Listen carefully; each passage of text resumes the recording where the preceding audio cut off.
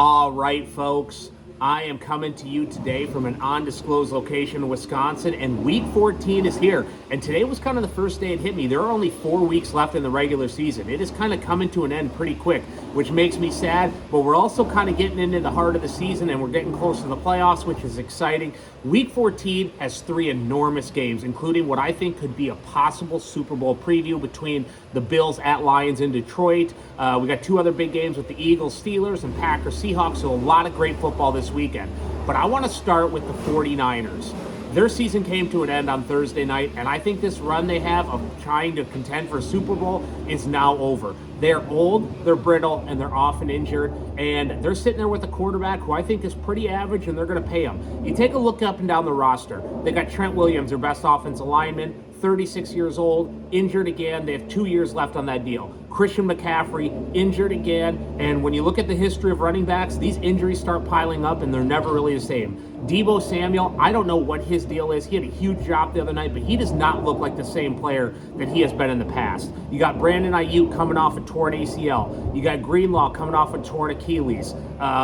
George Kittle, their best player, is 31 years old. They're just old and often injured. And I think this run they're on came to a crashing end on Thursday night. But I think their biggest problem is Brock Purdy.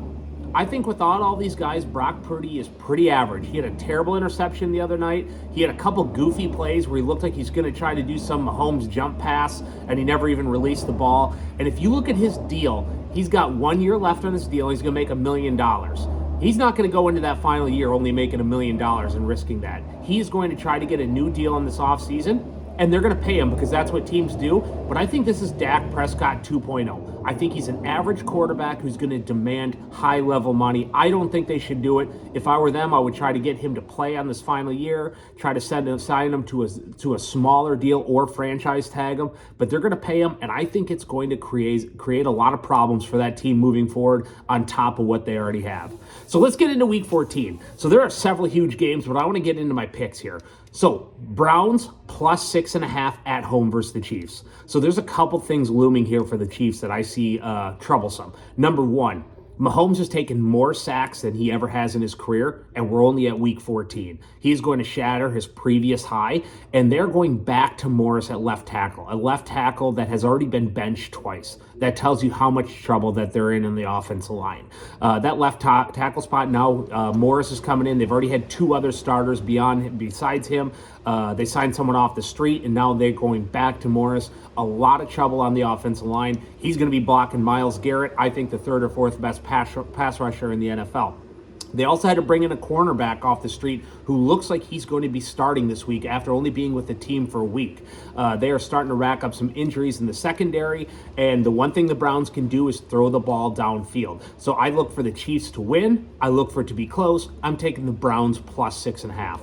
Number 2, I'm going to take the Chargers -3 at home versus the Bucs. And I was really impressed with the Chargers on Sunday night. They can do 2 things really well. They can run the ball and they can play defense. And when you're going to win the playoffs, those are 2 things that you need. They're at home. I'm going to take the Chargers -3 versus the Bucs.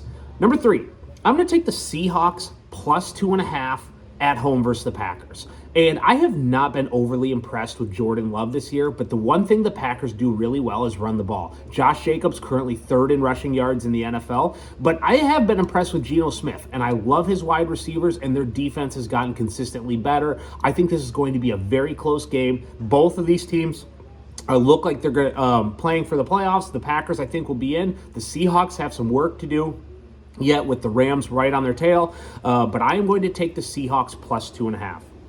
I'm going to take the Steelers plus 4.5 at Philadelphia versus the Eagles. And there's a couple things I love about the Steelers. Number 1, their defense. I've said this week in and week out. I think they have the best defense in the NFL. Number 2, Russell Wilson, as much as I hate it, has played really well this year. And he has not made very many mistakes. He's been very consistent. And I think he has found a resurgence here in Pittsburgh. And I think he's been really good. And Mike Tomlin, if you look at his record as an underdog, he covers a lot. On the Philadelphia side, I do not like the Philadelphia Eagles play calling at all. So I think Saquon Barkley is the best offensive player in the NFL, and they just seem in key positions not to give it to him. And this week, you heard A.J. Brown talking about their passing game. They're going to try to force the ball to him, and I just don't like the way Jalen Hurts is playing right now. Their best opportunities to run the ball consistently. It should be a first down run, second down run, pass, play action type offense. And in key times, they just don't want to give it to Saquon for whatever reason. And I know this because he's on my fantasy team and I've been following him all year.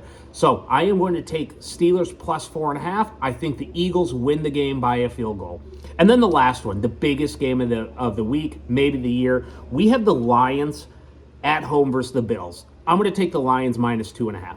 And I'll tell you why. This is an enormous game for both teams. This is an interconference game, but the Lions, despite how dominant they've been, they only have a one-game lead over Minnesota, and they play Minnesota yet. It's hard for me to believe that all of a sudden, with a loss or two, they could fall from the 1 seed all the way down to a wild card spot and be playing on the road week 1. So they really have to keep winning these games. I thought Minnesota was going to fall off by now. They have not, so they've got to keep winning. On the Bills side of things, they really want to be that 2 spot and not the 3 spot, and they need to keep winning as well. But there were a couple things concerning with me with Buffalo last week.